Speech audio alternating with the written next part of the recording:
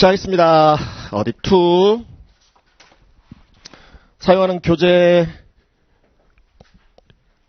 교재이겠고 문제집은 어디 1 때 쓰던 거 이어서 계속 사용합니다.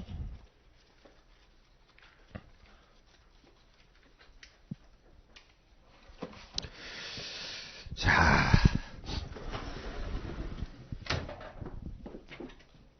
우리가 오딧 1 때 이런 내용 좀 봤어요.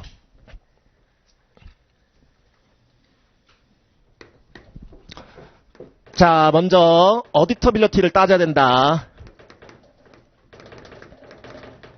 프로스펙티브 클라이언트. 네, 이 정식 클라이언트로서 우리가 감사 계약을 체결을 해야 될지 감사 가능성을 먼저 판단하라 그랬습니다. 액셉턴스를 할까 말까. 그래서 회계법인 품질관리실을 통과를 해야 한다 그랬어요. 그래서 과거에 뭐 분식 전력이랄지 뭐 그런 것들 다 확인하고 해서 accept를 하기로 했으면 이제 감사 계약 체결을 해야 되겠죠. 그래서 audit engagement letter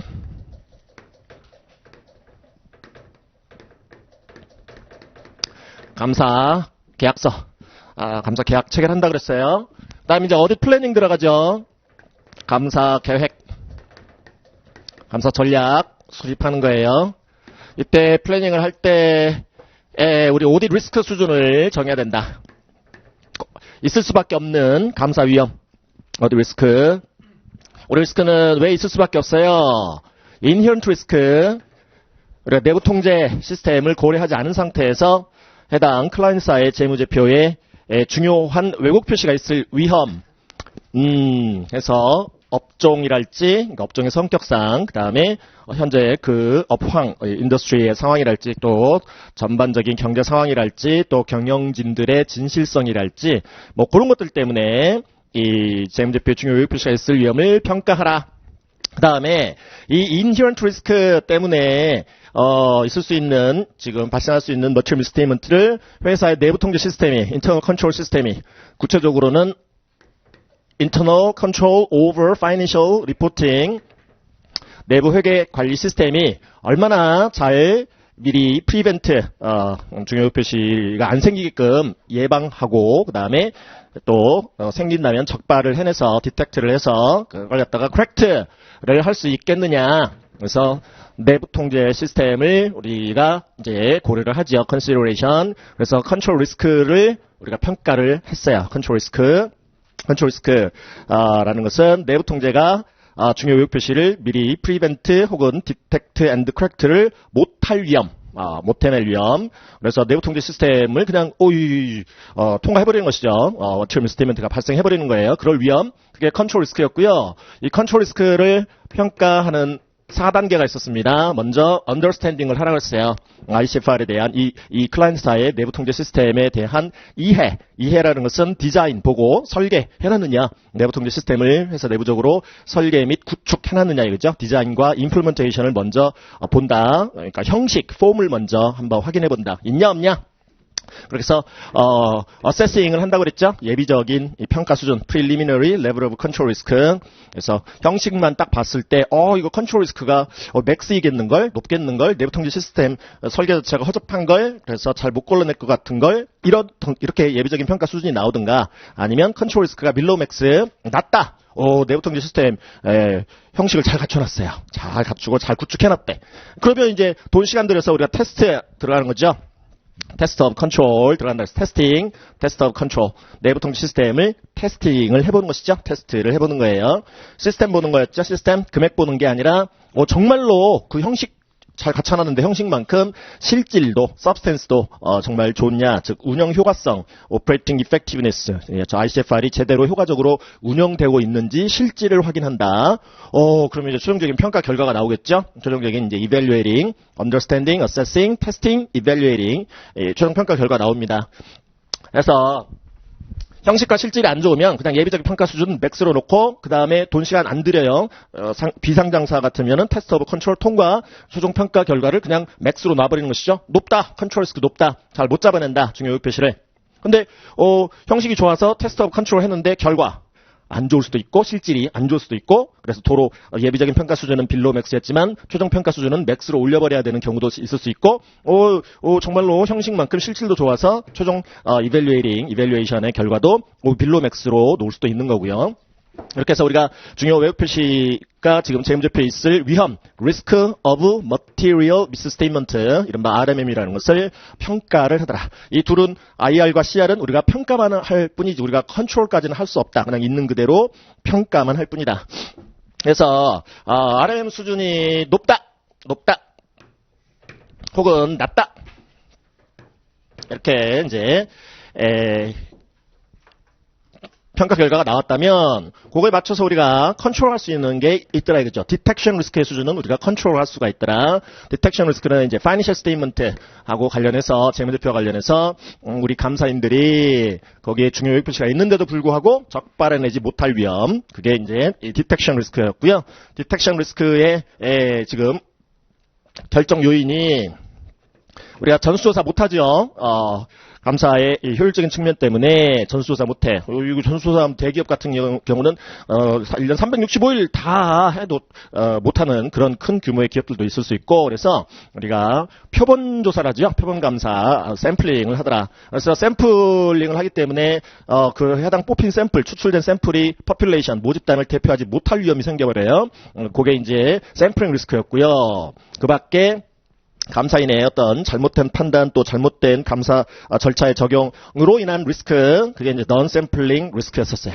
그리고 샘플링 리스크도 다시 알파 리스크하고 베타 리스크로 이렇게 구분을 했었고요. 알파 리스크라는 것은 진정한 위험은 아니라고 그랬어요. 그래서 실제 포퓰레이션은 괜찮은데 샘플이 모집단을 대표를 못한 것들이 뽑혀가지고 안 좋다라는 그런 샘플링의 결과를 가져와서 이를 더 빡시게 지금 하더라는 것이죠. 빡시게 할 그런 위험이 알파 리스크였었어요. 1 더할 위험.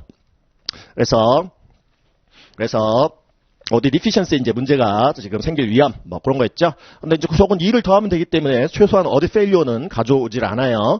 때문에 우리는 뭘 잡아줘야 된다? 이 베타 리스크, 베타 리스크를 꼭 잡아줘야 된다. 베타 리스크는 샘플링 리스크 중에서도 샘플이 모집단을 대표하지 못할 위험 중에서도 좋은 것만 뽑힐 위험이죠. 실제 모집단의 상태는 안 좋은데 좋은 것만 샘플로 뽑힐 위험이어서 샘플링의 결과만으로는 좋다 이렇게 판단할 위험이 베타 리스크이기 때문에 베타 리스크는 우리가 컨트롤을 해줘야 된다. 그래서 우리가 오디드 원 샘플링 때 베타 리스크를 5%로 두기로 하자. 그 얘기는 반대로 컨피던스 레벨, 신뢰 수준을 95%로 두기로 한다라고 이렇게 딱 정해놓고 그거에 맞는 통계 테이블, 통계적 방법을 활용을 해서 그 뽑으라는 샘플 수만큼 샘플을 뽑아가지고 우리가 감사 절차를 수행을 하는 거죠.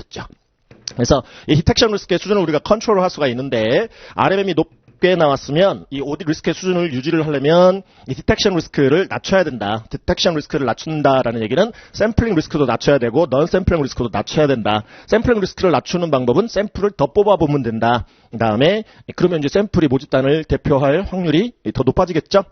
그 다음에 넌 샘플링 리스크도 낮춰야 된다. 즉 감사인이 잘못된 판단이나 잘못된 감사 절차를 선택할 위험을 낮추기 위해서는 더 경험 많은 감사인을 배정하면 된다. 해서 이렇게 디텍션 리스크를 낮춰서 이 샘플을 더 뽑아서 더 본다라는 얘기는 더 확인 검증해 본다는 얘기는 우리 이 재무제표 입증감사 금액보는 입증감사 목적상 substantive test라고 하죠. 여기서는 지금 test of control 하지만 그래서 시스템을 보죠. 여기서는 이 deviation rate, error rate, 비율 그래서 딱 그 설계 구축 해놓은 그렇게 해서 운영까지 하는 그 지금 통제 절차를 이탈한 게 몇 건이나 되느냐 샘플 뽑아갖고 확인을 해보는 거죠. 그래서 예를 들어서 모집단이 1000건인데 샘플 100건 뽑았어. 그 100건 뽑아갖고 뭐 예를 들어서 외상 판매 승인 절차를 거쳤냐 안 거쳤냐 뭐 그런 거 보는 거였죠. 그래서 100건 중에서 뭐 6건을 확인을 했다. 혹은 8건을 확인했다. 근데 여러분들이 정해놓은 tolerable deviation rate, tolerable error rate 여러분들이 허용해 줄 수 있는 그 레이시 뭐 7%였다면 샘플링 결과 6%가 나오면 진짜로 효과적으로 운영되네. 빌로우 맥스 최종 평가. 그다음에 8개가 확인이 됐어요. 8개. 여러분들이 tolerable 해줄 수 있는 디비에이션 레이스를 초과한 지금 그러한 그 경우들을 확인을 했다면 실질은 안 좋네. 예비적 평가 수준이 빌로우 맥스여서 돈 시간 들여서 테스트 오브 컨트롤 했으나 최종적인 결과는 평가 결과는 결국은 이제 맥스로 올려놓고 해야 되겠죠. 그래서 지금 RMS 수준이 높다, 재무제표의 중요 표시가 있을 위험이 높다. 그러면 디텍션 리스크를 낮춰야 되고, 디텍션 리스크를 낮춘다는 얘기는 샘플 더 뽑아본다. 샘플 더 뽑아본다는 얘기는 이 파이낸셜 스테이트먼트, 서브스탠티브 테스트, 금액 보는 입증 감사를 더 한다는 얘기다.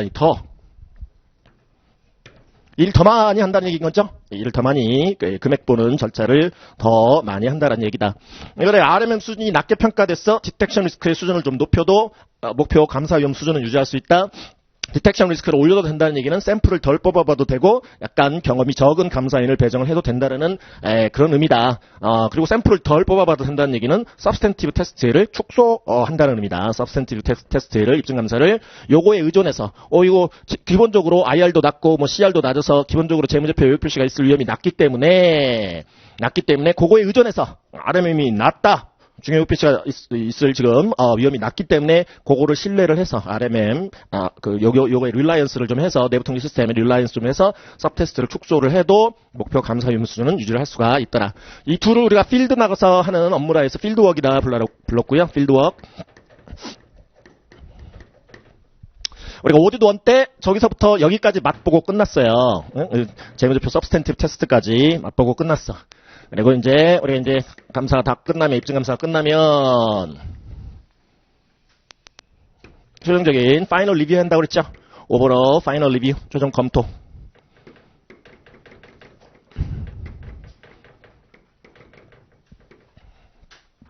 그래서 이 입증 감사 시 적발한 중요 표시들 수정을 제한하죠. 고치세요. 그래서 adjusting journal entry 수정 공개하세요. reclassifying 또 journal entry 재분류하세요. 잘못 분류한 거 계정 분류랄지 이렇게 해서 수정을 제한한다. 그래서 수정 후 재무제표가 나올 거고 그거에 대해서 우리가 감사 의견이 나간다. 감사 보고서 어디터의 리포트가 나가는 날이 지금 모든 감사 절차를 종료한 날이다. 그게 오디터의 리포트 데이트, 감사 보고서 일자다. 여기까지는 감사 보고서 일자까지는 적극적인 감사인으로서의 책임을 져야 되는 이 기간이다. 여기까지는. 그리고 공식적으로 이 감사 보고서와 함께 재무제표가 이렇게 발행되는 날 있겠죠? 그때 이 리포트가 릴리즈 되겠죠. 감사 보고서가 재무제표와 함께 외부에 공개가 되더라 이거죠. 리포트, 릴리즈 데이트.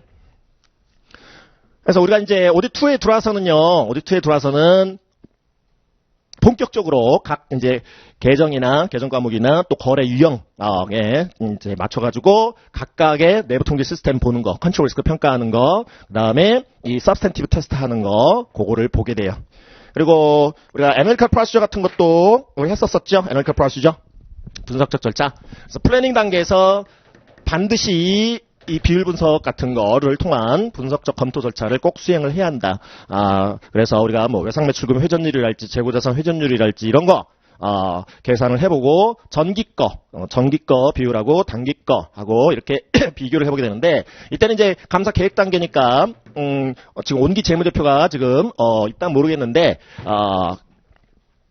없다면 반기 재무제표 같은 거, 인터림 파이낸셜 스테이트먼트 같은 거를 애뉴얼라이즈 시켜서 연금액으로 환산을 해서 비율을 계산한 후 전기 대비 단기, 또 업계 평균 대비 요 회사 거 비교를 해서 unusual한 fluctuation 같은 거, 또 unexpected value 이런 것들을 찾아내는 것이죠. 이상한 걸 정황 증거를 우리가 찾아낸다. 그래서 에어리어에 바로 요 머티리얼 스테이트먼트가 있을 위험이 높은 그러한 영역을 찾아내는 거다. 그래서 감사 전략을 수립을 할 때 그 애널리티컬 프로시저를 통해서 unusual한 거, unexpected 그 부분은 감사 계획을 세울 때 그 부분을 더 집중적으로 우리가 돈과 시간과 노력을 들여서 더 많이 보자라고 전략을 수립을 하는 것이죠. 그리고 이 재무제표 금액보는 입증 감사 단계에서 애널리티컬 프로시저가 잘 맞아떨어지는 계정들에 대해서는 하더라. 그리고 수정 후 재무제표 갖고 다시 한번 수정적으로 비율 돌려본다. 애널리티컬 프로시저 반드시 해야 된다. 플래닝 단계와 파이널 리뷰 단계에서는 반드시 애널리티컬 리뷰 프로시저를 해야 한다. 요때 플래닝 단계는 수정 전 재무제표가 되겠고, 요거는 이제 수정 후 재무제표 갖고 다시 최종적으로 비율을 돌려보면서 큰 금액 단위에서 플래닝 단계도 최종 파이널 리뷰 단계에서 큰 금액 단위에서 돌려보면서 파이널 리뷰 단계에서는 아직도 unusual한 게 남아있느냐, 아직도 unexpected한 밸류 값이 아직도 남아있느냐, 그렇다면 그것들을 확인하게 되면, 그것들이 발견되면 그 부분은 아직 추가적인 입증감사 절차를 더 이렇게 해야 될 필요성이 있는 영역이더라라는 것이죠. 그렇게 해서 팔로우업을 하고요. 최종적으로 이제 그 검토까지 다 마치면 이렇게 보고서 나가는데, 이 보고서 부분은 이제 주로 오디 3 때 이렇게 다른 업무 영역과 함께 보시는 거다. 자, 그러면 테이블 오브 컨텐츠 한번 가볼게요. 목차.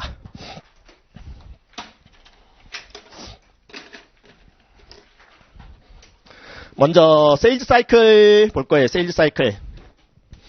우리가 감사는요, 재무 상태표 위주로 감사를 해요.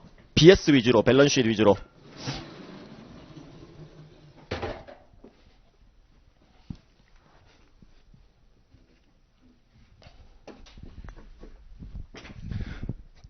자, BS의 재무 상태표. 지금 기초 잔액이 있고, 그리고 기말 잔액이 이렇게 있고, 비기닝, 엔딩. 그러면 우리는 그 재무제표 중에서, 모든 그 표 중에서 이 재무상태표라면 요 엔딩 금액, 요거 확인해야 되는 거죠. 요 재무상태표 상의 기말 잔액에 대한 적정성 확인을 하는 것이죠. 저 금액이 적정한 금액인가, 아니면 외국 표시가 있는 금액인가, 그걸 확인하면 되는데, 우리가 계속 감사인이라면 전기말 BS 잔액도 우리가 확인 검증했단 말이죠. 그 전기말, 기말 잔액이 여기 단기초로 이월돼서 넘어오는 거기 때문에 이건 확인이 끝났어요. 기초 잔액 확인 끝났어. 여기 기말 잔액만 확인하면 돼요. 초도 감사면 이거 확인해야 돼. 비기닝 밸런스, 오프닝 밸런스 확인해줘야 돼요. 왜냐하면 요거 확인 못했으니까 요거를 확인 못하면 기말 잔액도 우리가 확인 못한 거랑 똑같은 거기 때문에 이니셜 어디시라면, 초도 감사라면 기초 잔액도 확인 검증을 해줘야 되겠죠. 그런 얘기 좀 해봤고, 자, 이렇게 이 엔딩 금액, BS 상의 엔딩 금액 위주로 감사를 하는데, 기초 잔액 확인했다, 기말 잔액 지금 확인 중이다, 그래서 확인 끝났다, 그러면 요 기간 정보가 뭐예요? 손익계산서죠? 손익계산서? 기초 잔액과 기말 잔액 맞아 떨어지면 요 기간 정보인 손익계산서 정보는 맞아 떨어지게 돼 있어요. 그 다음에 손익계산서, 현금흐름표 감사는 요거 2개 금액 조정해갖고 캐시플로우 감사를 하면 되고, 현금흐름표 감사는 주로 분류체계, 영업활동으로 인한 현금흐름, 또 재무활동으로 인한 현금흐름, 또 투자활동으로 인한 현금흐름, 그 다음에 재무활동으로 인한 현금흐름을 제대로 잘 분류를 해놨느냐에 초점을 주로 맞추게 됩니다. 그래서 이제 앞으로 쭉 이제 BS 위주의 지금 계정 과목을 또 거래 유형을 갖고 우리 이제 감사하는 절차들을 이제 보시게 될 거고요. 세일즈 사이클부터 들어가는데, 세일즈 사이클과 관련한 손익계산서 계정, BS 계정 이렇게 있다면, BS상의 손익계산상의 세일즈 레비뉴, 매트릭, 우리 지금 세일즈 사이클 곧 보실 건데요. 걔랑 관련 있는 계정이 뭐예요? BS 계정이 주로 이제 외상 매출금이고요. 어카운트 리시버블 얼마. 외상 매출금 혹은 받으러움, 노트 리시버블 같은 거 어음으로 받았다면, 그리고 이제 이렇게 외상 매출도 있을 수 있습니다만 현금 매출도 있을 수 있겠죠. 혹은 어카운트 리시버블이었다가 외상 판매를 했는데 이걸 이제 수금을 해서 캐시로 이렇게 도는 부분이 있을 거예요. 그래서 이런 세일 사이클부터 이제 들어갈 거고요. 그 다음 주제가 뭐예요? 어카운트 리시버블이죠. 계속 세일 사이클이에요. 외상 매출금. 그 다음에 이제 퍼처스 사이클로 들어가요. 퍼처스 앤 페이먼트 사이클, 매입 사이클. 매입, 퍼처스 하면 인벤토리와 관련이 있겠죠. 인벤토리, 재고자산. 그래서 매입 및 또 대금 지급, 그 다음에 어카운트 페이블, 외상 매입금, 그리고 인벤토리, 재고자산. 요게 이제 퍼처스 사이클과 관련한 지금 계정들이라고 보시면 되겠고, 그 다음에 현금 계정에 대해서는 또 별도로 보실 거예요. 왜냐하면 이제 현금의 증감 원인은 아주 다양할 수 있습니다. 그렇기 때문에 캐시 계정 따로 보고요. 그 다음에 투자자산, 그 다음에 유형자산, PP, Property, Plant and Equipment 보실 거고, 페이롤, 급여, 그 다음에 파이낸싱, 뎁 파이낸싱, 에쿼티 파이낸싱 해서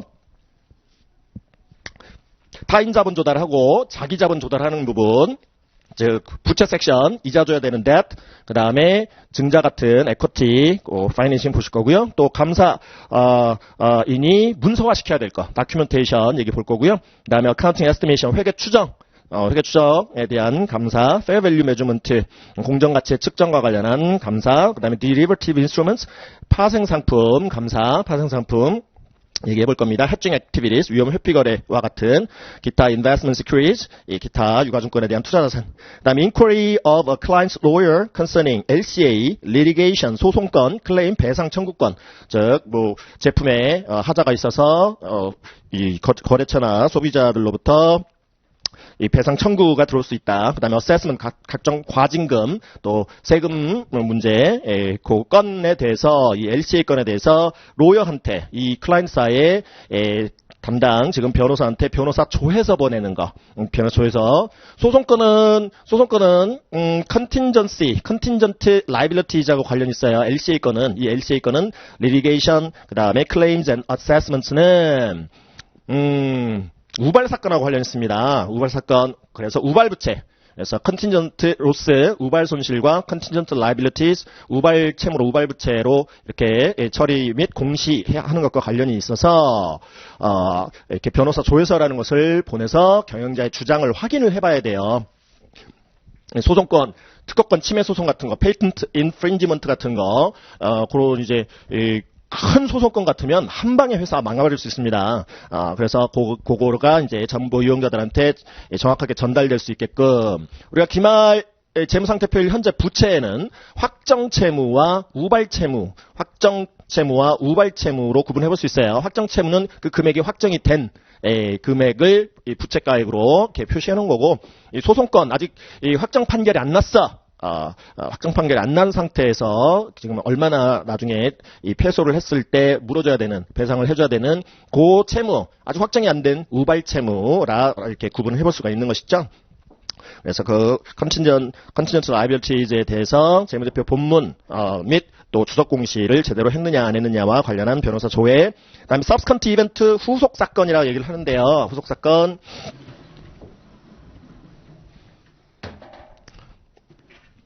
자, 이 날이 BS데이트다라고 볼게요. BS데이트. 재무상태표 1. 그러면 재무상태표 1로부터, 재무상태표 1, 이 길로부터 언제까지가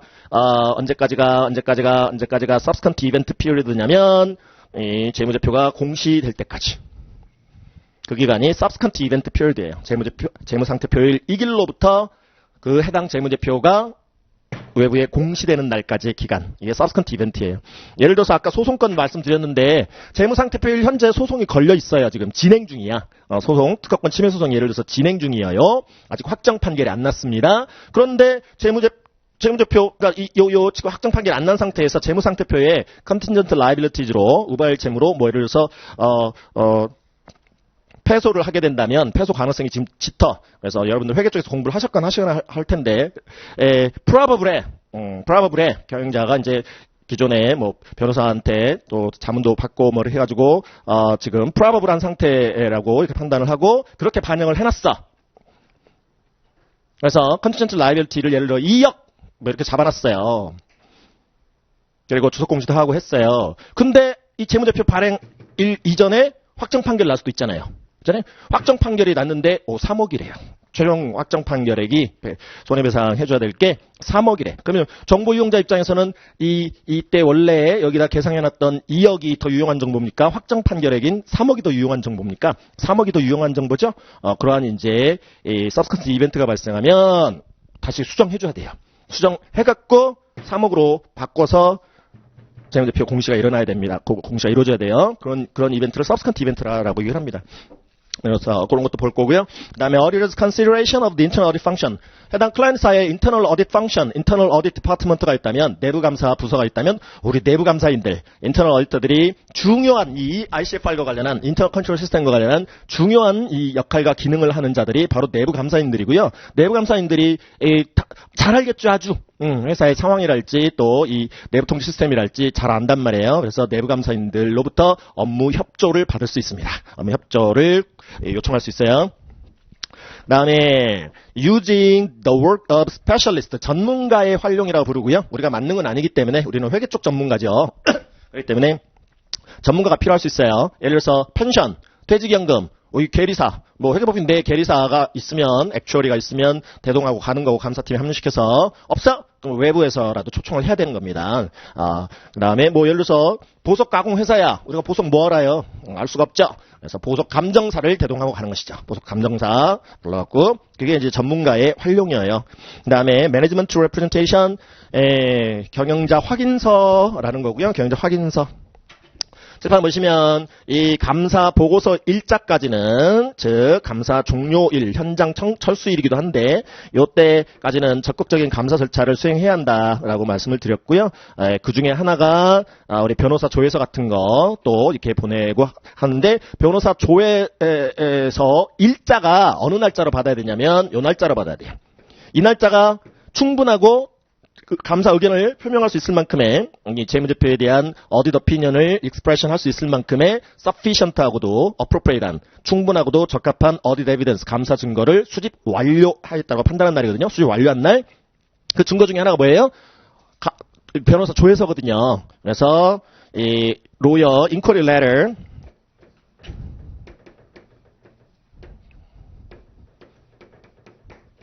변호사 조회서 이 날짜로 받아야 돼요. 변호사 조회서 이 날짜. 그 다음에 방금 오셨던 Management Representation Letter, 경영자 확인서, 경영자 각서, 그것도 이 날짜로 받아야 돼요. Management Representation Letter, 경영자 확인서.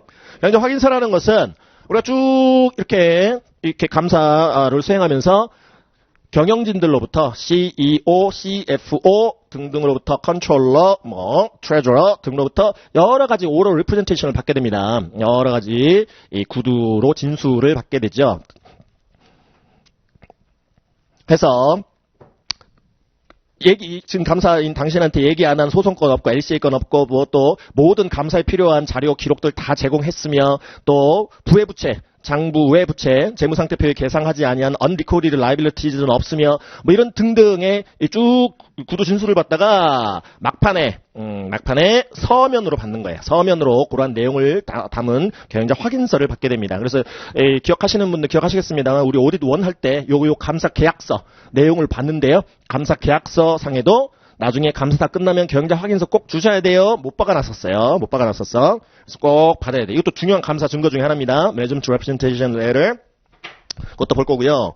어떻게 생겼나? 그 다음에 Reports on Processing of Transactions by Service Organizations. 서비스 오가니제이션이라는 것은 지금 외주 회사를 얘기를 합니다. 외주 업체에서 아웃소싱이라고 얘기를 하죠. 그래서 이 클라이언트사가 IT 부분을 지금 외부 회사에 전적으로 맡기고 있어요. 돈을 주고 혹은 페이롤 펑션을 전적으로 맡기고 있어요. 전적으로. 그러면 우리가 이제 나중에 페이롤 쪽을 보겠습니다만은 페이롤과 관련해서도 페이롤 사이클과 관련해서도 내부 통계 시스템이 있을 수 있겠죠. 내부 통계 시스템. 예를 들어서 직무분리, segregation of duties, 인사팀에서 HR 쪽에서 채용하고 또 고용 계약하고 임률 결정하고 하더라.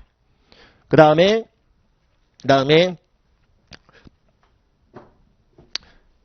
생산 현장에서 생산직 근로자들 근무 시간은 공장장이 그거를 갖다가 확인을 하고 체크를 하고 해서 승인 절차 정말로 이 시간 이 근로 시간 동안 일한 거 맞아 작업 시간 확인과 같은 그러한 통제 절차. 그 다음에 또 회계팀에서 급여 리코딩하는 그리고 실제 급여 집행하는 부서는 트레저리 쪽에서 하도록 하는 그런 segregation duty, 직무분리가 좀 필요하거든요. 그래서 그런 부분들을 만약에 페이롤 부분을 회사 내부적으로 처리를 한다면 직원들의 급여와 관련해서 내부적으로 처리를 한다면 그 부분에 대한 내부 통제 시스템을 우리가 확인을 해야 되겠죠. 평가해야 될 거 아니에요. 페이롤 사이클과 관련한 컨트롤 리스크의 수준이 높냐 낮냐 평가를 해야 한다고. 근데 그 페이롤 부분을 통으로 외주를 줬다면 그러면 그 페이롤 부분이 제대로 이렇게 이 관리 및 처리가 되게끔 할 수 있는 그 외주 업체의 내부 통제 시스템을 봐야 돼요. 내부에서 페이롤 처리하더라도 내부 통제 시스템을 봐야 되듯이 그 외주를 줬어도 그 외주 업체가 그 이 클라이언트사의 이 클라이언트사의 페이롤 부분을 처리하는 것과 관련한 내부 통제 시스템을 봐야 된다고. 직접 출장 가서 보든가 아니면 그 서비스 오가니제이션에도 외부 감사인이 있다면 그 외부 감사인으로부터 그 ICFR에 대한 리포트를 받던가 하는 식으로 해서 봐야 됩니다. 그래서 컨트롤 리스크가 높아? 페이롤과 관련해서 페이롤 계정과 관련해서 그러면 페이롤과 관련한 서브스탠티브 테스트 금액보는 입증 감사를 더 확대해서 해봐야 되겠죠? 확대해서. 근데 인터널 컨트롤 시스템 컨트롤 리스크가 낮다라고 평가가 된다면 페이롤과 관련해서 페이롤 사이클과 관련해서 낮다라고 이렇게 평가가 된다면 페이롤 계정은 애널컬 프라이스 같은 거가 잘 맞아떨어지는 계정이거든요. 급여 같은 경우는 전기 대비 단기 이렇게 인건비의 변동을 우리가 충분히 예측 가능해요. 그래서 임률의 변동 물어보고 그다음에 회사 직원 수의 증가 감소 그걸 물어보면 우리가 충분히 이 정도 인건비가 나오겠다라는 예측이 가능합니다. 그래서 예측값 여러분들이 디벨롭한 예측값하고 실제로 손익계산상에 이렇게 지금 리코딩한 페이롤 익스펜스하고 비교를 해보는 것이죠. 큰 차이는 있지는 않는지. 그래서 위아래로 중요성 수준 딱 정하고 거기서 벗어났는지 안 벗어났는지 뭐 그런 것도 보시게 될 겁니다. 자, 그 다음에 Communicating Internal Control Related Matters. Internal Control Related Matters. 내부 통제 관련 사안들 Identified in an Audit. 자, 감사 다 끝났어요. 감사 도중에 ICFR을 봤어요. 확인한 내부 통제와 관련한 뭔가 전달해 줘야 될 사항이 생길 수 있습니다. ICFR이 취약해. Control Deficiency가 있어. 통제 취약점이 있어요. Control Deficiency. 근데 그 통제 취약점 중에서도 significant deficiencies, 유의한 어떤 의미가 좀 있는 유의한 미비점들이 있을 수 있고요. significant deficiencies, 또 중요한 취약점도 우리가 발견할 수 있어요. material weaknesses, 경우에 따라서 중요한 취약점. 그러면은 그러한 발견 사항들을 감사가 끝나면 BOD, 어디 커미티가 있다면, 감사위원회가 있다면 어디 커미티, 그리고 매니지먼트한테 커뮤니케이션 리포트를 줍니다. 내부 통제 시스템이 이러한 지금 취약점이 있어요. 유의한 미비점이 있어요. 중요 취약점이 있어요. 그래서 요거와는 별개예요. 이 감사, 재무제표에 대한 감사 보고서와는 별개로, 이건 외부에 공시되는 거고, 재무제표와 함께 감사 보고서는 공시되는 거고, 커뮤니케이션 리포트, 인터널 컨트롤과 관련한 내부 통제 시스템과 관련한 커뮤니케이션 리포트는 내부인들한테만 줍니다. 회사 내부인들. 그래서 요거 지금 이런 지금 취약점들을 확인했으니까 개선하시죠라는 취지예요. 그래서 만약에 다음 기 감사할 때 개선했으면 그리고 지금 테스팅 한번 해보고 다음 기회에 테스팅 한번 해보고 정말로 효과적으로 운영되면 또 그거에 의존해서 서브 테스트를 우리가 축소할 수 있겠죠. 그래서 개선 공고 차원이다라고 생각하시면 돼. 그 다음에 또 전달해야 될 사항이 있어요. 내부인들한테 또 전달해야 될 마지막 사항. Auditors communication with those charged with governance. 기업 지배 집단에 또 커뮤니케이션을 또 해줘야 될 사항이 ICFR 이외에도 인터널 컨트롤 시스템과 관련한 사안 외에도 쭉 감사 도중에 있었던 어디팅 이슈, 감사와 관련한 사안들, 뭐 가져다 달라고 했던 뭐 이 자료랄지 그런 것들을 자꾸 지연하면서 갖다 줬달지, 그 다음에 재고 실사하는데 실사 일자를 자꾸 미뤘달지, 뭐 그런 어디팅 이슈 있으면 나중에 이 기업 지배 집단 BOD에 커뮤니케이션을 꼭 해줘야 돼요. 또한 어카운팅 이슈, 회계와 관련한 사안들, 우리가 봤을 때에는, 감사인이 봤을 때에는, 이거 단기 비용으로 처리를 해야 돼. 그러나 자꾸 경영자가 주장하는 것이죠. 이거 미래의 효익을 가져다 줄 수 있는 지출이어서 에셋이다고, 자산이다라고. 단기 비용이 아니라 자산 처리해야 된다고. 자꾸. 이런 이견이 있을 수 있어요. 디스어그리먼트가. 그래서 그런 사안들도 다 전달해줘야 돼요. 카운팅 이슈, 어리딩 이슈. 그 다음에 회계 부정 적발한 거, 프로드. 그 다음에 일리갈 액티비티즈, 위법행위 적발한 거. 뭐 그런 것들, 전달하도록 돼 있고, 그게 마지막 주제예요. 그 다음에 이제 부록은, 어펜딕스는 이제, 핸드아웃 대신에 저쪽, 뒤쪽 가끔 왔다 갔다 보시게 된다. 자, 그러면 2페이지 볼까요? 교재 2페이지.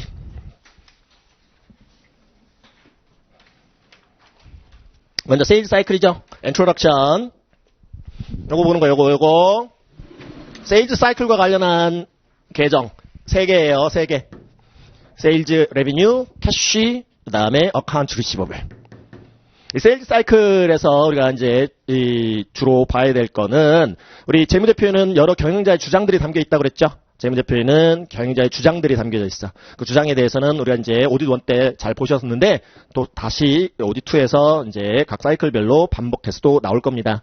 자, 이 재무상태표, 지금 손익계산서 이 세일즈 뭐 얼마 올해 매출액이 총 매출액 이만큼이에요 라고 표시를 해놨다면 이거 정말로 이 회기 기간 동안 발생한 매출액 맞아요 라는 주장, occurrence라는 주장이 담겨져 있는 거고, 그 다음에 이 기말 재무상태표에 표시해 놓은 현금 잔액, 그 다음에 어카운트 리시버블 잔액, 이거는 정말로 재무상태표에 현재 캐시가 이만큼 존재해요, 실제해요 라는 existence라는 주장, 어카운트 리시버블 정말로 이만큼 실제해요 라는 existence 주장, 빠짐없이 AR은 다 AR로 기말 AR로 다 반영을 했어요 라는 completeness 완전성 주장, 그 다음에 어카운트 리시버블 net of gross AR이 있으면 net AR, 즉 allowance 대손 충당금 제대로 적정 범위 내에서 충당금 잡아갖고 설정해서 순실현 가능 가치로 net of allowance for doubtful accounts, 그래서 순실현 가능 가치로 net realized value로 잘 표시해놨어요라는 valuation이라는 주장 등등, 또 뭐 있어요, existence 실제한 거 맞아요, 또 빠짐없이 다 반영해놨어요 라는 completeness라는 주장 등등등등. 재무제표에는 다양한 여러 경영자의 주장들이 내재되어 있더라 이거죠. 그러면 우리 이제 구체적인 우리 감사의 궁극적인 목적은 어딧 어피니언, 감사 의견을 표명하는 것이지만 그 감사 의견을 표명하기 위해서 이 절차를 통한 증거 수집을 해야 될 거고, 증거 수집과 관련해서 구체적인 스페시픽한 어딧 objectives를 또 설정을 하게 돼요. 먼저 AR과 관련해서 existence 확인이 스페시픽한 objective다, 구체적인 목적이다. 그러면은 이 AR과 관련해서 existence 확인하기 위해서 우리는 어떤 절차를 취해? confirmation을 보냅니다. 거래처에 커스터머들한테 confirmation request를 해요. 조회서, 외상 매출금 조회서, 매출채권 조회서를 날려요. 그렇게 해서 확인 좀 해주세요. 그런 거죠. 그래서 우리가 오디트 1 마지막 샘플링 할 때 이 AR 밸런스가, 토tal 밸런스가 뭐 100만 불이다. 그러면 그 100만 불 모집단을 구성하고 있는 샘플링, 그러니까 뭐 유닛들이 있겠죠. 단위들이 있을 거예요. 그 모집단에서 우리가 PPS라는 샘플링 방법을 통해서 일정 그 샘플링 인터벌을 초과하는 금액들은 다 자동적으로 지금 뽑히는 방법이었죠. 그래서 일정 금액 이상 것들을 다 샘플로 뽑았어. 샘플로 뽑아. 그래가지고 그거 거래처에 샘플로 뽑힌 것들 컨퍼메이션 리퀘스트 날리는 거죠. 컨퍼메이션 레터. 확인 좀 해주세요. 그러니까 이 클라이언트사 입장에서는 어카운트 리시버블이지만 커스터머들 입장에서는 어카운트 페이어블이겠죠. 그죠? 외상 매입금. 이거 전부 확인 좀 해주시고요. 금액 상위점이나 금액 차이가 있으면 커멘트 달아서 다시 반송해 주세요. 그런 거죠. 우리 회수해 갖고 금액 차이 나는 거, 왜 차이 나는지 다 확인하고 해야 돼요. 그래서 사유가 있으면 괜찮지만 없어? 그럼 그게 외국 표시 금액이 돼 버리는 것이죠. 그걸 이제 모집단으로 확대 추정해 보는 거고, 샘플링의 결과값. 그래서 그런 이제 구체적인 목적 같은 것을 설정을 해서 거기에 맞는 이 절차를 수행을 하는 거예요. 밸류에이션 확인이 목적이다. 어카운트 리시버블 밸류에이션 확인이 목적이다. 그러면 에이징 스케줄 같은 거 확인해요. 에이징 스케줄. 그래서 예상 그 매출금에 연령 분석표 좀 주세요. 스케줄 좀 갖다 주세요. 해가지고 다 확인하는 것이죠. 그런 내용들을 이제 보시게 됩니다. 자, 세일즈 앤드 컬렉션 사이클. 외상 판매가 일어나고 대금 수금하는 것과 관련한 사이클은 involves the decision and processes, 결정 및 절차하고 관련이 있는데요. necessary for the transfer of the ownership of goods and services, 굿즈나 서비스의 ownership transfer에 필요한 의사결정 및 절차. 그걸 누구한테 transfer해요? to customers들한테. 자, 우리는 소비재, 산업재, 소비재를 만드는 업체 말고 산업재를 만드는 업체를 가정을 합니다. 그래서 거래 대상들이 회사들이야. 회사들. 그래서 여기서 커스터머라는 것은 이 클라이언트 사건 물건을 사주는 회사라고 생각하시면 돼요. 그래서 after they are made available for sale, 판매할 수 있는 지금 그러한 상황이 된 이후 그 지금 재고 자산을 커스터머한테 지금 오너십 트랜스퍼 하는데 필요한 의사결정 및 절차하고 관련이 있는 사이클이다. 세일즈하고 컬렉션 사이클이라는 게. 그래서 it begins with a request by a customer. 커스터머가 구매 요청을 하기 시작하죠. 구매 요청. 자주 제가 오디오 1 때 보여드렸던 커스터머로부터 뭐가 날라와요? purchase order라는 게 날라오더라 이거죠. 구매 주문서 날라옵니다. 그것부터 게시하는 거예요. 게시해서 and ends with 그렇게 해서 어떻게 끝나요? The conversion of material or service into an account receivable. 그 판매한 머티리얼이나 서비스가 이제 AR로 돈다는 얘기죠. 즉 인벤토리가 머티리얼이라면 인벤토리가 어카운트 리시버블로 도는 거죠.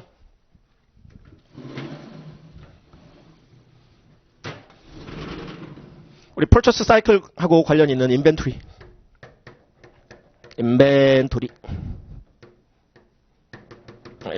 매입해갖고 이걸 뭐 가공을 하던 제조를 하던 해갖고 커스텀한테 팔겠죠. 그래서 얘가 얘로 돈다 그랬지. 얘가 인벤토리가 팔려 나가면 AR로 도는 거죠. 그 다음에 AR은 뭘로 돌아야 이제 현금 수금하게 되면 캐쉬로 도는 거죠. 그래서 재고자산 회전율이라는 게 인벤토리가 얼마나 빨리 AR로 도느냐, 얼마나 빨리 팔려 나가서 어카운트 리시버블로 도느냐. 외상매출금 회전율이라는 게 얼마나 빨리 이 AR이 현금으로 도느냐. 뭐 그런 비율이었었어요. 우리 분석적 절차할 때. 그래서 그게 AR로 돌고 궁극적으로는요. And ultimately into cash. 현금으로 이렇게 전환되는 그것과 관련이 있더라. 그렇게 끝난다라는 것이죠. 그래서 커스터머로부터 퍼처스 오더 날라왔어요. 세일즈 쪽으로 날라왔어. 세일즈 디파트먼트 쪽으로 날라왔습니다. 영업 쪽으로 날라왔어요. 그러면 얘는 뭘 만들어? 세일즈 오더, 판매 지시서 만들어요. 그렇게 해서 우리 크레딧 디파트먼트 있다면 크레딧 디파트먼트, 법무팀, 채권팀, 또 경우에 따라서는 자금팀에 직원이 있을 수 있고 회계팀에도 뭐 있을 수는 있는데 어쨌든 크레딧 매니저,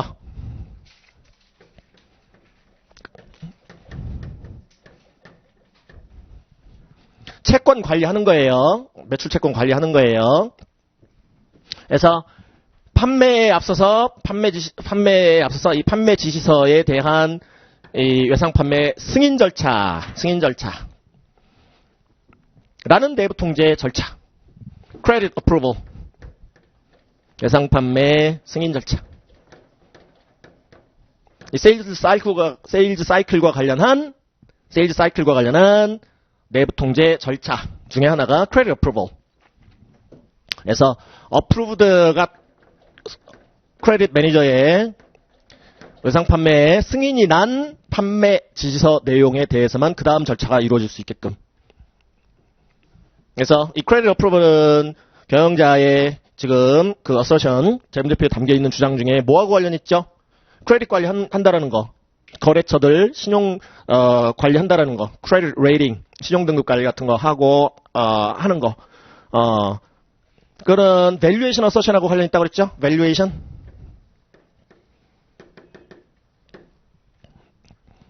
그래서 우리 에이징 스케줄 같은 거 통해 갖고 이거는 매출이 외상 판매가 일어난 시점으로부터 30일 이내 경과한 거, 또 30일에서 60일 이내 경과한 채권, 그 다음에 60일 넘고 뭐 90일 이내 경과한 채권 이런 것들 다 관리를 해야 한단 말이에요. 그래서 대손율, 기존 경험을 토대로 대손율 반영을 해서 대손 충당금 잡아주고 대손 상각비 처리하고, 그렇게 해서 어카운트 리시버블이 정보 이용자들에게 유용한 정보가 될 수 있는 순실현 가능 가치로 표시되게끔 밸류에이션 어서션하고 관련이 있는 거죠.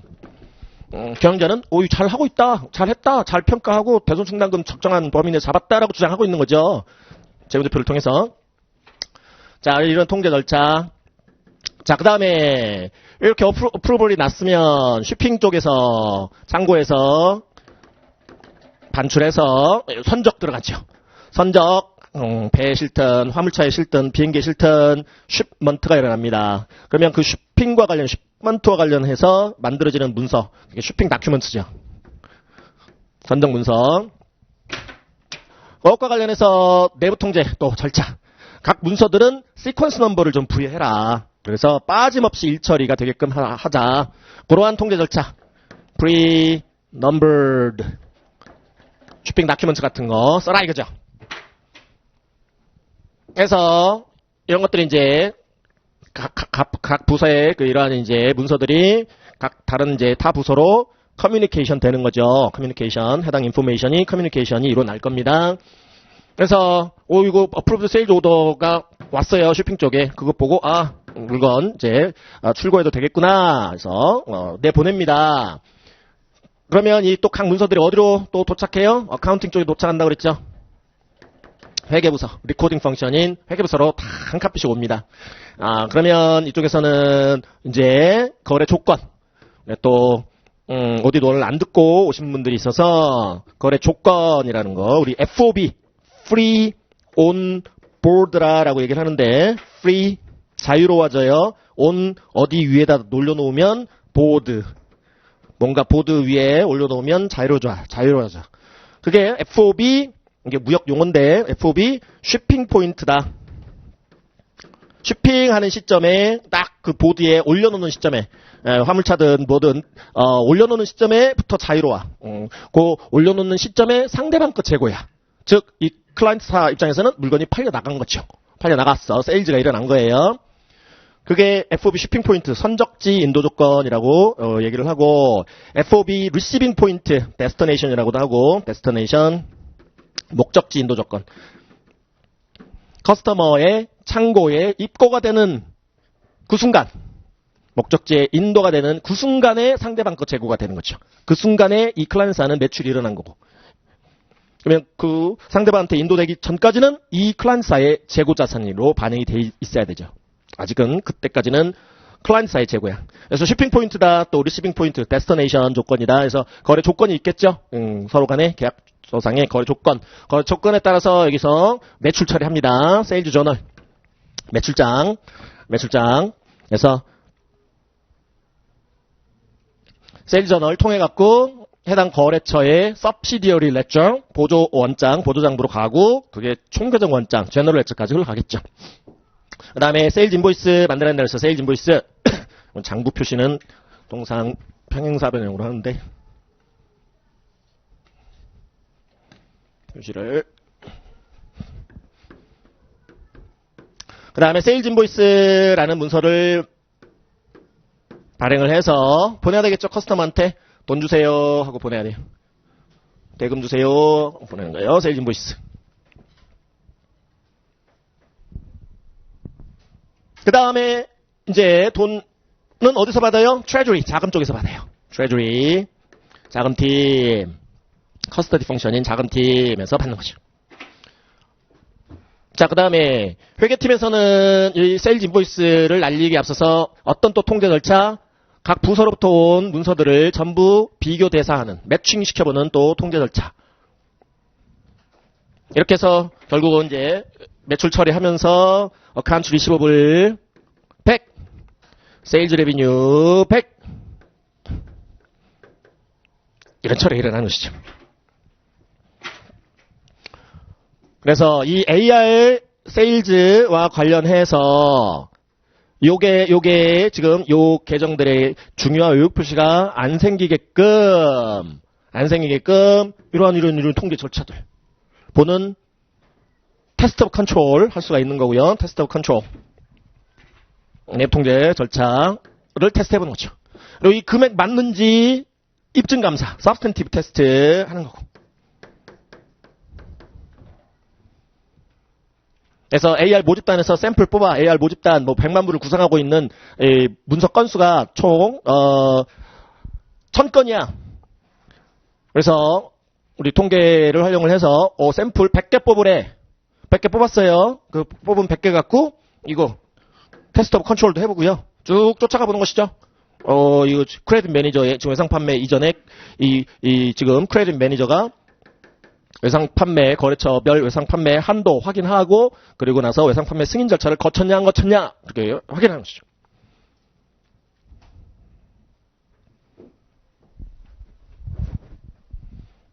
그래서, valuation assertion을 뭐 확인해보자, 이거죠. valuation assertion과 관련해서.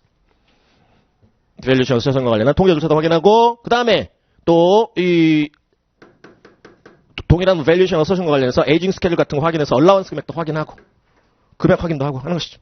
그리고 요 금액에 대한 existence 확인을 위해서 confirmation letter 날리고, 매출장을 조회서 날리고, 그런 거죠.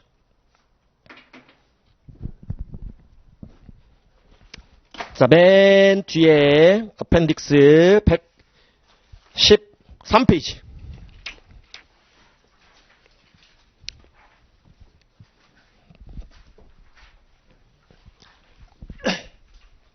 앞에 페이지 3페이지와 관련한 그림인데요. 자, 세일즈 디파트먼트, 쇼핑 디파트먼트, 어카운팅 디파트먼트 나와 있고, 왼쪽에 크레딧 디파트먼트 있네. 커스터머로부터 퍼처스 오더 날라왔어요. 프라이스 타임스 퀀티티 해서 단가 또 수량 해서 날라왔어요. 그럼 세일즈 디파트먼트에서 세일즈 오더 작성해서 크레딧 디파트먼트로 넘겨요. 그래서 크레딧 쪽 디파트먼트 쪽에서 혹은 담당자가 크레딧 체크, 외상 판매 한도 점검 체크하고요. 예를 들어서 이 거래처 위에 그 커스터머의 외상 판매 한도가 3억으로 설정이 돼 있어. 그래서 내부적으로 지금 3억으로 딱 하니 크레딧 리밋 딱 정해놨어요. 근데 기존에 지금 외상 매출금 잔액이 2억 남았어. 2억. 그래서 한도가, 외상 판매 한도가 1억만 남아있는 상태인데 또 2억어치 외상 주문이 들어왔어. 못 팔겠죠? 1억 갚아야 2억 그 외상 판매 할 수 있어. 이렇게 해야 되겠죠. 1억 갚아야 돼. 아니면 1억어치만 외상으로 가져가. 이런 지금 통제 절차 있어야 될 거예요. 함부로 외상 판매 못하게. 그래서 크레딧 매니저를 따로 두는 이유는 세일즈 쪽에서, 세일즈 쪽은 실적이 중요하잖아요. 판매 실적, 영업 실적. 그렇기 때문에 영업 실적을 높이기 위해서 신용 불량한, 신용 상태가 안 좋은 거래처에 마구마구 팔 수가 있어요. 세일즈 발륨을 높이는 게 목적이기 때문에. 그 때문에 중간에서 크레딧 매니저를 거치게끔 하는 것이죠. 외상 판매 함부로 못하게 그렇게 통제를 하는 거예요. 컨트롤을 하는 거예요. 자, 그 다음에 크레딧 디파트먼트 쪽의 아래쪽에 매니지먼트 어서션, 경영자가 지금 재무제표에 담겨놓은 주장 중 밸류에이션 어서션하고 관련 있다. 신용관리, 거래처별 신용관리 제대로 해서 그거에 맞게끔 대손 충당금 잡고 해서 제대로 AR을 NRV로 이렇게 표시해놨다라는 경영자의 주장이 담겨져 있는 거고요. 관련 통제 활동은 authorization function이죠. authorization 승인. 자, 우리 segregation of duties. 기본적인 통제 절차가, 예방 통제 절차가 preventative control이 segregation of duties입니다. 직무 분리해놔야 돼요. 직무 분장. 그게 우리 이렇게 ARC, authorization function, recording function, custody function은 기본적으로 분리해놔라라는 거죠. 승인 기능, 또 기록 기능, 보관 기능은 분리해놔라. 승인? 이런 데서 승인 내리는 거지. 승인? 기록, 어카운팅, 부서 따로 두는 거예요. 커스터디, 보관 기능, 트레저리, 작은 부서를 따로 두는 거예요. 렉이라고도 하죠. 리코딩, 오소라이제이션, 커스터디 기억하셔야 돼요. 기본적으로 이렇게 얘네들 기능들은, 이런 펑션들은 분리해 놓는 게 좋다.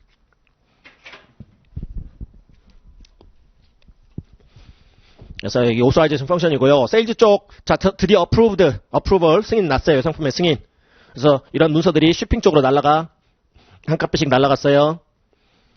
각 부서 보관용 따로 있고, 다른 카피들이 날라갔어요. 쇼핑 쪽에서는, 어프로브드 세일즈 오더 보고, 이거 외상품에 승인 난 거니까, 참고해서 물건 반출시켜서, 이거 선적해서, 지금, 보내도 되겠다라고 판단하고, 지금 보냅니다. 그러면서 만들어진 관련 문서들을 쇼핑 다큐멘트다라고 부르고, 이런 모든 문서들이 한 카피씩 또 어카운팅 쪽으로 날라가요. 커뮤니케이션 됩니다. 전달됩니다. 그러면 그거 보고 매출 시켜보고 이상 없는지 확인하고 이제 매출 처리하겠죠. 거래 조건에 따라서 세일즈 저널 매출장에 이제 기록을 하게 되더라. 그러면서 만들어지는 게 일일 매출 집계표 있죠. 데일리 세일즈 서머리. 데일리 세일즈 서머리. 그래서 매출장부에 세일즈 저널에 이렇게 매출 그 거래들을 그 기록을 하면 이제 일일 매출 집계표가 만들어집니다. 세일즈 저널에서 만들어지는 표. 이게 데일리 세일즈 서머리. 자, 그다음에 세일즈 인보이스 발행해서 이제 커스터머한테 보내겠죠. 세일즈 인보이스 매출 송장 거래 지금과 관련해서 대금 청구서 날리는 거예요. 그 사이클 보는 겁니다. 다시 앞쪽으로 갈게요. 이 페이지에 박스 1번부터 박스 4번까지 묶으세요. 박스 1번부터 박스 4번까지.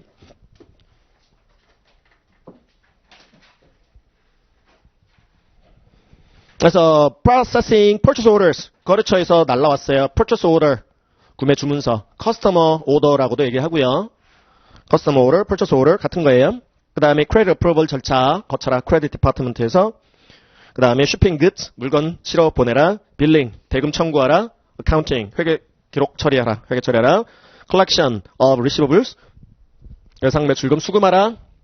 adjustment to sales and account receivable 세일즈하고 AR 계정에 대한 조정, 세일즈 리턴, 매출 환입, 하자 있어서 반품 들어왔어요. 세일즈 리턴, 도로, 세일즈 나갔던 게 도로 리턴 돌아왔어. 반품.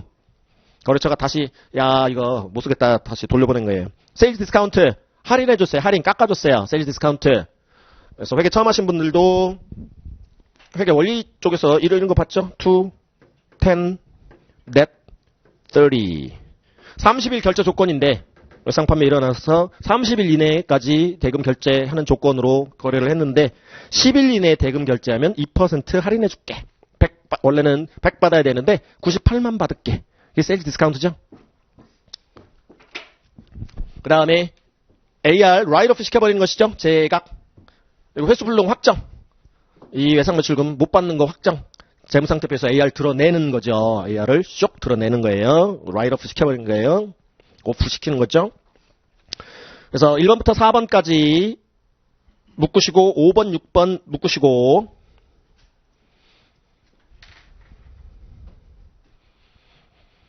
그래서 1번부터 4번까지 이제 매출 일으키는 부분이고요. 그 다음에 5번, 6번은 이제 컬렉션 사이클 대금 수금하는 것과 관련한 것 등등이에요. 5번은 이제 캐시 컬렉션이고 6번은 이제 뭐 반품 등등인 거죠. 그림 세일즈 사이클 어카운트 관련 계정 세일즈 AR 캐시. 자, 외상 매출이 일어났어요. 이렇게 여기 세일즈 오른쪽 크레딧 그 다음에 AR은 데빗 AR 계정에는 데빗 차변 관련 부서가 세일즈 영업부서 그 다음에 뭐 채권팀 같은 거고 그 다음에 선적팀 그 다음에 회계팀. 캐시 컬렉션을 했어요. AR 오른쪽으로 까내겠죠. AR 오른쪽으로 까내고 캐시 처리하겠죠. 캐시 데빗 쪽에 꽂히겠죠. 관련 부서 어카운팅 쪽에서 회계 처리해야 되고 트레저리 자금팀에서 캐시 그거 관리해야 되겠고요. 캐시 커스터디 펑션. 자, 밑에 direction of test of sales 세일 사이클 테스트 하는 방향. 그래서 지금 문서가 쭉쭉쭉 이렇게 PO, SO, SD, 세일 저널에서 subsidiary ledger 타고 general ledger까지 가겠죠. 총계정 원장까지. 그 다음에 세일즈와 관련해서 관련 지금 이 파일이 AR master 파일. 외상 매출금 관리해야 될 거 아니에요? 그죠? 매출 채권 관리해야 되겠죠?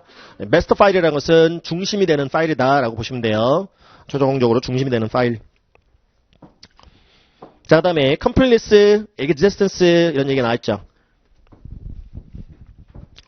그래서 우리 여기를 중심으로 차차차차차차. 자, 이런 회계 처리가 되기까지 근거가 되어지는 문서들이 이렇게 만들어졌었는데요. 이 금액이 맞냐? 실제 하는 거 맞냐? 컨퍼메이션도 보지만 대체적 절차라 해서 이 금액을 지금 AR이 100 생기게끔 한 근거가 되어지는 문서들을 확인할 수도 있습니다. 이거 진짜 실제하는 거 맞냐? 100 실제하는 금액 맞냐? 경영자는 주장하고 있잖아요. AR 100 반영해놨으니까 재무상태표상에. 그렇기 때문에 가보는 거죠. 아, 진짜 이거 선적 진짜 실어보낸 거 맞냐? 이런 거죠. 진짜 판매 지시가 이루어졌는 거 맞냐? 그래서 이 회계 기록 이쪽이 어카운팅 레코드였어요. 어카운팅 레코드. 회계 기록에서 출발을 해가지고 supporting documents 이쪽들이 supporting documents 혹은 source documents 근거가 되어지는 supporting docu 혹은 source docu라고도 얘기를 하고 그래서 회계 기록에서 출발해서 서포팅 다큐먼트로 가는 것은 이 금액이 정말로 실제하는 거 맞느냐라는 것이죠. 이 금액이 existence 확인. 경영자의 재무제표에 담겨있는 주장 중 실제성 확인 절차. 그 다음에 서포팅 다큐먼트에서 출발해가지고 회계 기록으로 가보는 거는 이거 근거 문서들은 이렇게 있는데 그걸 빠짐없이 회계 기록 처리했느냐라는 것을 보고자 함이죠. 컴플리니스. 경영자는 빠짐없이 처리했다고 지금 주장하고 있는 건데 빠짐없이 단기 AR은 AR로 잡았다라고 지금 주장하고 있는 건데 재무제표를 통해서 컴플리니스 그러면 확인해봐야 되겠다 이거죠. 정말로 빠짐없는 회계 처리를 했는지. 그래서 이런 서포팅 다큐먼트가 있는데 회계 기록으로 쭉 쫓아가보는 것이죠. 진짜로 빠짐없이 AR이면 AR로 세일즈면 세일즈로 처리했는지. 이 컴플리니스 확인이 목적인 거죠. 그런 경우라면. 그래서 이 페이지 좌측 하단에 컴플리니스 확인은 서포팅 다큐먼트에서 출발해서 오른쪽으로 가는 거죠. 회계 기록적으로. 이른바 트레이싱 한다고 얘기를 해요. 트레이스. 그 다음에 existence 확인이 목적이다. 세일즈 저널과 같은 이런 회계 기록에서 출발을 해서 근거 문서들을 쫓아가 보는 것을 vouching 한다고 얘기합니다. 바우처 시스템. 요즘에는 대부분 다 증빙식 기입 시스템. 전표들 다 발행하고 이렇게 해서 바우처 시스템으로 대부분 다 운영이 돼서 그 근거 문서들로 가본다라는 표현은 바우칭. 물론 이제 경우에 따라서는 문제에 따라서는 혼용하기도 해요. 역방향인데 트레이싱이라고도 표현을 하고 이렇게 쭉 추적한다는 의미에서 이제 그런 표현을 쓰기는 합니다만 일반적으로는 이렇게 TV 트레이싱, 바우칭, TV로 기억을 하시면 돼요. 다음 페이지 넘겨볼게요. 자, 본격적으로 이제 3페이지. 이 플로우들, 쭉 지금 보셨던 플로우들, 세일즈 트랜잭션 플로우들 얘기가 나옵니다. 자, 먼저 여기서부터 출발하는 거죠. 세일즈 쪽에서, 세일즈 디파트먼트 쪽에서 출발, 영업 부서에서. 자, receive customer purchase order. 거래처로부터 purchase order. 받는다.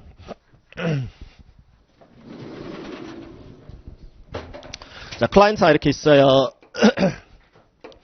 커스터머한테 팔아요. 커스터머한테. 근데 원재료를 떼갖고 그것 제품으로 가공해서 커스터머한테 판다고 볼게요.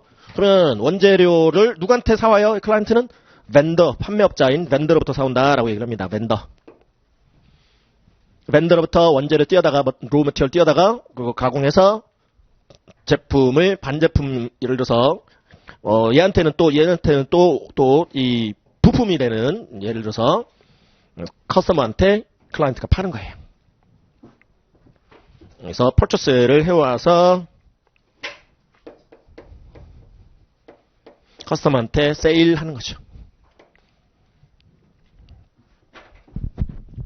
그래서 커스터머로부터 PO가 날라왔어요. 구매 주문서. 그러면 영업 쪽에서 check items and quantities 해당 그 주문 받은 거 재고 항목 확인하고 판매 가능 수량 확인하고 하는 거예요. 그래서 customer orders, purchase orders are compared with the inventory master file. 재고자산 관리 파일하고 비교를 해서 to determine 결정하세요. whether items ordered 주문받은 그 아이템이 in stock 재고로 갖고 있는지 재고로 남아 있는지 판매할 수 있는 재고가 있는지. 그래서 주문받은 재고 자산이 현재 지금 존재하냐, 고객에게 기한 내에 납품이 가능하냐 확인하라. 그렇게 해서 세일즈 오더 판매 지시서를 작성하라. prepare sales order.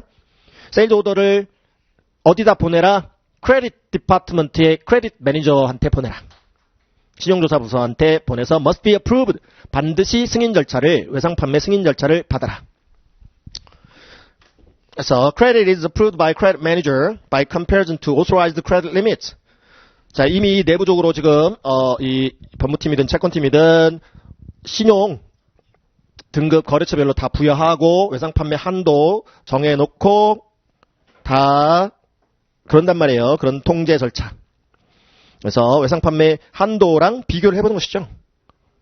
authorized credit limit. 아까 지금 이 특정 거래처 A라는 거래처의 외상 판매 한도가 지금 내부적으로 3억까지 정해져 있는데 지금 외상 매출금 잔액이 2억이 남아있는 상태예요.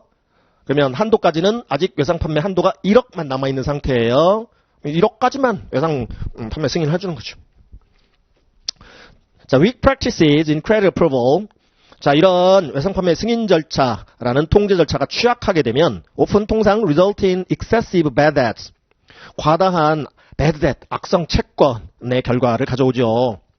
불량 채권, AR이 불량 채권이야. 그리고 and account receivable that may be uncollectible AR의 결과를 가져오는 것이죠. 회수불능 채권의 결과를 가져올 수 있다. 그래서 항상 이 credit approval, credit limit, credit rating, 신용등급 같은 거 얘기 나오면 valuation assertion하고 관련 있는 거예요.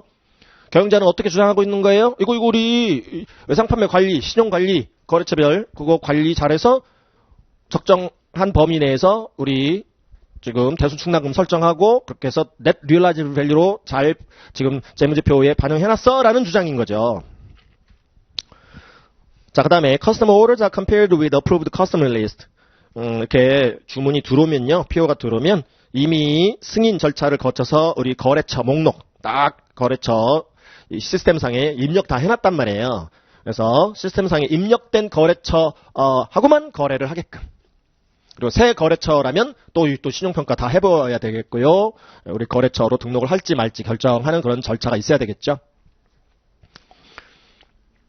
자, 그 다음에 the credit department에서 implements management's credit policies. 그래서 신용조사 부서에서 실행하라. 매니지먼트가 지금 수립한 외상 판매 또는 신용관리 정책 그거 실행하고 그리고 uses them 그 정책을 사용하여 to evaluate 평가하라 prospective and continuing customers 예비 거래처든 지금 계속적인 거래처든 by studying the customer's financial statements 해당 거래처들의 재무제표 연구를 통해서 재무제표 분석을 통해서 새로 거래처로 받을 건가 아니면 기존 거래처인데 계속 거래처로 갈 건가 판단하라, 평가하라라는 거예요. 신용관리부서에서. 그래서 검토 같은 거 하라 이거죠. Reviewing of AR Aging Report for Current Balance. AR Aging Report. AR 외상 매출금 연령 보고서. 그래서 현재 잔액. 그리고 and by referring to reports of credit agencies. 신용평가 기관들 있죠? 신용평가 회사들 있잖아요. 신용평가 회사들. 미국 같으면 such as Dun & Bradstreet Incorporated와 같은. 그래서 신용평가 회사에서 각 기업들 신용등급 관리하고 평가 및 관리하고 한단 말이죠. 또 외부에 또 공고도 하고 외부에 고시도 하고 그래서 그런 것들도 참고하고 해서 관리하세요라는 것이죠.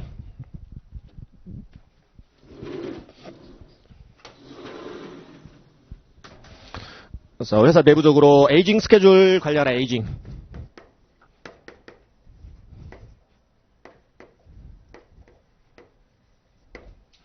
그래서 외상 판매 시점부터 30일경관 채권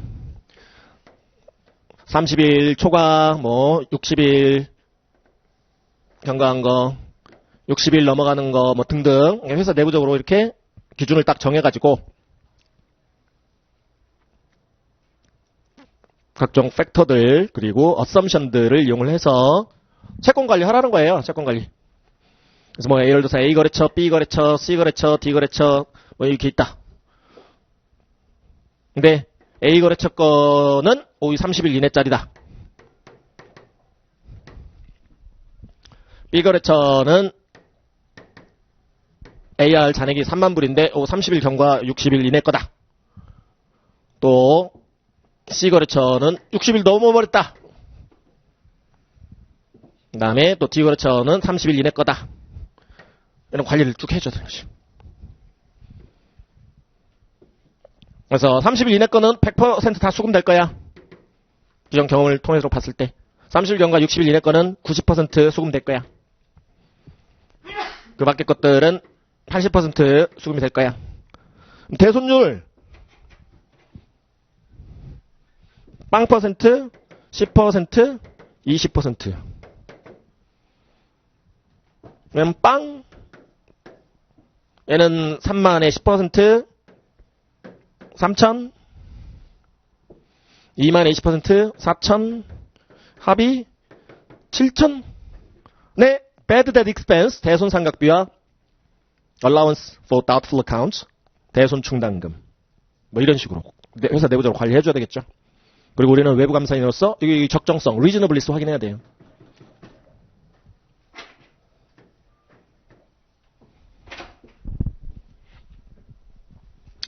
자, 그 다음에 이제 크레딧 매니저의 어프로벌이 났다. 그럼 이제 쇼핑 쪽으로 넘어가는 것이죠. 여기부터 쉬었다가 두 번째 시간에 보도록 할게요.